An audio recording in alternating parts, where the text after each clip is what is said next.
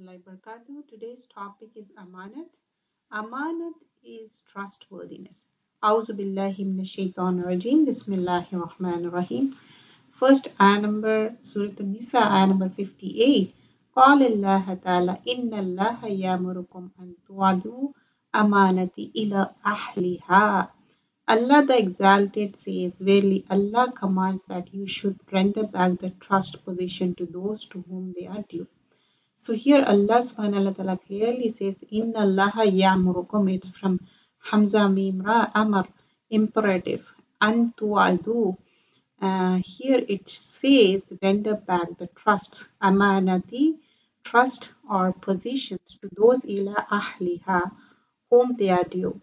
So when somebody trusts you, it can be tangible or intangible way, like somebody has given you some money, or it can be intangible way. Somebody said, this is the thing you are not supposed to share with anyone, and he shared some secret with you, and it's a amana with you. You're not supposed to share with anyone. And here another ayah is Suratul Anfal, ayah number 27. Allah the Exalted says, O you who believe, betray not Allah and His Messenger sallallahu alaihi wasallam, nor betray unknowingly your amana, things entrusted to you, all the duties which Allah has ordered for you. So here, قال الله تعالى, Ya ayyuhallazina amanu. O people, those who believe. Here clearly mentioned for the people who believe. La takunu Allah. Takunu is from qiyana Allahu wa rasuluhu. Not to do qiyana with Allah and wa rasula. Takunu amanatikum. Any amana, any trustworthiness, you can't break that. Wa antum ta'lamun. While you know that. So here, whatever Allah has given us the order, and Rasulullah sallallahu alaihi wasallam is the role model for us. So that's the amana for us from Allah subhanahu wa ta'ala's book and doing the ittibai sunnah. And another narration, we see the hadith here. Anas bin Malik radiallahu anhu narrated, Allah's Messenger sallallahu alaihi wasallam addressed us and said in his sermon, he has no iman who is not trustworthy. Listen to this carefully. He has no iman who is not trustworthy, and he has no deen who does not keep promises. Here two things are mentioned. And Anas bin Malik قال قد بنى رسول الله صلى الله عليه وسلم فقال في خطبتي لا إيمان لمن لا أمانة له ولا دين لمن لا أحد الله. So here first thing is narrated by Anas bin Malik, and Allah's Messenger sallallahu alaihi wasallam addressed us and said in his sermon. So who is saying this?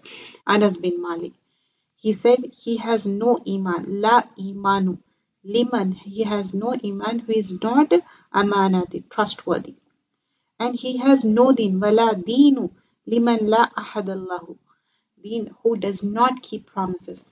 Here clearly mentioned two things. One, like he has no iman who is not trustworthy.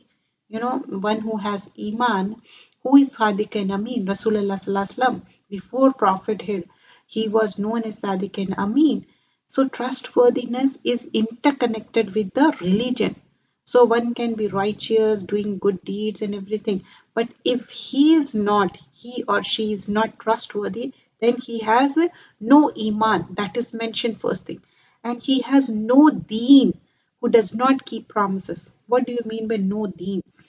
Here, no deen, not keeping promises. You know, somebody look here and there and saying something. It means that with the gesture, it shows that you are not supposed to share with anyone for any reason. And it can be your immediate family, friends, or unknown people. So that promises, you can't break that. And whatever the promises we made with Allah subhanahu wa ta'ala and what Allah's Prophet sallallahu alaihi wasallam showed us. So, but here particularly talking about does not keep promises. You know, somebody promised you to keep that thing secret, but you revealed in front of others and saying not to tell to others, and it goes on, that chain, and everybody knows about it. So you're not supposed to break that amana. And there is a ayah from Quran, Inna Allah la yuhibbul qainin. Here Allah says, certainly Allah likes not the treacherous. Here, who are qaineen, treacherous, Allah does not like that. So, inna Allah, indeed Allah, la yuhibbu, does not love qaineen, those who are treacherous. So, this is in Surah Al-Anfal, ayah number 58. There's one more hadith narrated by Abu Hurairah radiallahu anhu. Allah's Messenger sallallahu alaihi wasallam said, return the trust to one who entrusted you and do not be treacherous to one who has treacherous to you. So, somebody trusts you and you betray them. Or what if you keep the trust, but somebody betrayed you? And so, in that case, you are also betraying. Don't do that. So, here, the first thing is return the trust to one who entrusted you. So, it can be anyone. Ila min athmanaka wala tukhun man khanaka. Don't do khayana to anyone. And do not be treacherous to one who treacherous you. You know what? It happens like in our life. Somebody betrayed you or treacherous you and they deceive you. It can be, physically, tangibly or intangible way. How it can be? Like, you gave some amana. For example, you gave a worldly thing. It can be anything. Okay. It's a small thing. Maybe something utility of your home, and you said to keep it for some time and then she or he has to return. What if they kept it for longer time and after it's not useful and that time they are returning it? And when they return it, they don't even mention that it's not in a working condition. And when you start to use it, that time you came to know it's completely useless. You understand what I mean? And that time you feel bad and you feel as if you were betrayed. And you call them and tell them, oh, this is the thing. And that time they don't even realize. And they lie to you and they say, no, it was working. It was okay, sister. I don't know how it's not working now. So in that situation, you feel as if they are doing it deliberately. Allah Alam, what is the reason behind it? But I'm just giving an example. It can be many things, You gave one amana. It can be a precious thing, like a gold or things like that. It happens in the families, They give to some people because they were trustworthy. Every time people don't keep in the banks, they trust somebody and they ask, okay, you keep it for me. I will take it from you later. But they betray. They eat themselves and they use it for themselves. It can be anything. If you are taking anything from anyone, just return it or ask them whether you can use it or not. Sometimes it happens somebody has a bigger home and they trust you and keep that thing in your home. What if you are not even asking them and you're using it? Okay, using is not a bad thing if you ask them and they gave permission and you're using it. What if it's not useful anymore? That time it's your duty to inform them that this is the thing, it's not working anymore. How much can I pay you? Because it's a lazim on you. It's a compulsory that you should pay that price. Because in this world you can escape. How about the hereafter? It happens, especially in the siblings, in the relatives, immediate relationship, it happens. And people think, oh, they are very smart. Excuse me. They think they are very smart. They can, escape from such kind of thing. What about in the hereafter? They can't escape there. So think about this amana. Don't ever do that. Next hadith. Qawla al-Ansariya radiyallahu anha narrated, I heard Prophet sallallahu alaihi wasallam saying, some people are engrossed in spending Allah's wealth in an unjust manner. For such people, there will be hellfire on the day of standing. So here the hadith is who narrated? Qala an Ansariya radiyallahu anha. And I heard Prophet sallallahu alaihi wasallam. She heard from Prophet sallallahu alaihi wasallam. Some people are engrossed in spending wealth in an unjust manner. For such people, there will be a hellfire on day of standing. Whatever the things you have so much money, so people are engrossed in spending Allah's wealth in an unjust manner. What if you collected money for the sake of Allah and you say, oh, I'm collecting for so and so organization, and in that organization you collected money, and these days it happens many times, and the people, they collect money for the sadaqah, for the charity, but they arrange parties from that, and they think that's okay.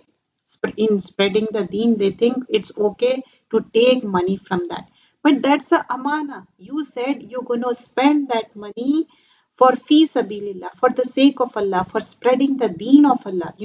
Many times, many organizations, they take money for spreading the Islam, especially, Islamic education. For them, you gave money, but instead they spend on themselves, arranging the parties, and they throw such big parties, so many things, so much lavish food, and some of the food they throw in bin, or it becomes stale and it's waste. So think about it, on what name you are collecting it and what purpose you are using it for that. You are saying that if you are spending money on just having lavish dinners, just tell them, inform them, okay, sister, we are collecting money just to throw the parties. Don't tell them, no, we are collecting money, just to support the organization. We have to do sawab-e jariya. And people, they give. And when they come to know the reality of that, they literally feel bad and sad also. Because many people, when they are in overseas, they don't give money to their own relative, which is akrabain, and that is a must. That is a mandatory thing. And instead, they give money to such people because they ask again and again, oh sister, I need this money, I want this money. But they never realize they are not helping their own relatives. We should propagate deen and we should spread Islam and we should give money for the sake of Islam. There's nothing wrong, but spend in that cause, not spending on your own self. And many times we gather in masajid, instead of putting money in masjid box, we collect money for different purposes. First put money, at least something you put in the masjid box. Then whatever you want, ask masjid people. Are we supposed to do that or not? These are all amanat. Are we doing the right thing or not? Think about it. These are all amanat for us. And there is another hadith. Jabir bin Abdullah radiallahu anhu narrated, Prophet sallallahu alaihi wasallam said, when a person discloses any matter to another, then looks here and there, then it is a trust. As I mentioned before, if somebody is sharing with you something and they are looking here and there, it is understood that it's a secret. And you are not supposed to share with anyone for any reason. Sometimes they don't say like it's a secret, but because of the gesture. And sometimes there are so much fear on them, they don't even say that don't say to anyone because they are already occupied with so many things on their mind, it gets flip of their mind. But what we do, we listen to this and we spread. We are not supposed to do that. It's a amana. It's between you and her. And third is Allah subhanahu wa ta'ala. So never ever share such thing to anyone for any reason. And the last hadith is narrated by Abdullah bin Jafar radiallahu anhu narrated, one day Allah's Messenger sallallahu alaihi wasallam mounted me behind him. You know how the camels or horse will be there. He mounted me behind him, who? Abdullah bin Jafar, and narrated to me something secretly. He said something secretly, which I would narrate to one amongst people. If something is a secret between one Sahaba and Rasulullah sallallahu alaihi wasallam, that's it. It's between them. Nobody else can share that. So we should understand that we physically, tangibly, amanat, we keep that trust. Like, whether we have to return the money, gold, or anything expensive we took, or we took any loan, we return it. But when intangible, any secret or anything, which can destroy somebody's life, we are supposed to be quiet. We are supposed to be silent until unless, sometimes it happens like in, boy or a girl, they verify it before their marriages. If somebody has bad habit and they are not coming out of it, so for that moment, for that condition, you are supposed to inform them, to alert them, because it's their matter of their one's boy or girl's life. What if some person, some boy has a bad habits and somebody is coming and verifying about him and you're lying to them. You're not saying correct thing about it. And later you come to know that guy didn't change after the marriage. And people are asking you, oh, we asked you, but you didn't give the correct wording. And what people think, oh, it's part of the amana that we should lie to them and we should give incorrect information. And what happens because of the incorrect information, because of your lying, the whole life get destroyed, and finally husband and wife, they get separated because of bad habits and bad situation. What about the thing when a boy, he completely becomes righteous and he left all those things, and somebody is verifying and you're saying no, he's a good person, and you're not even mentioning that. Why? Because you thought now he moved on, he's fine, so you didn't mention that. That's fine. The same thing with the girls. Sometimes girls, something mishap happens and then they change and they become righteous. So are we supposed to take out the things which are happen in the past? If somebody is verifying with you, just tell them now they are fine, they are good. I don't know about the previous things, but right now she is good. But what about the girl which is not righteous? She's other way around. And you know about her going to club and whatnot, everything which is Kabira sin, and still you're lying to them because in order to get her married. You understand what I mean? And then later on you come to know that the person's life become hell because she's not praying, she's not behaving well, she has bad habits. So never ever do that. When somebody is trusting you, asking about somebody, please inform them correctly. Whether it's about a boy or a girl or anything, if somebody is verifying with you, tell them correctly. Because it's a amana to you. Lying in that situation is not right until unless they completely change and become righteous. I hope you understand the meaning of amana, trustworthiness. One trust another for the sake of Allah, and you have to keep that trust no matter what. It can be between a spouse, it can be between siblings, it can be between parents, it can be between neighbors, society, community, or non-Muslims, but you have to keep the amana until unless if it may lead to some disaster, then you can tell them just to alert the people, just to a particular concerned person. What if some person said, oh, I'm going to suicide myself, I'm not happy with my life. Immediately you should approach their parents, their family, and tell them that's not amana, because it depends on their life, because mentally it may be, they are going through stress. Just tell them, inform them, ask them to take to the doctor, or give them time or talk to them. Counseling can help. Jazakallah khairan kasira.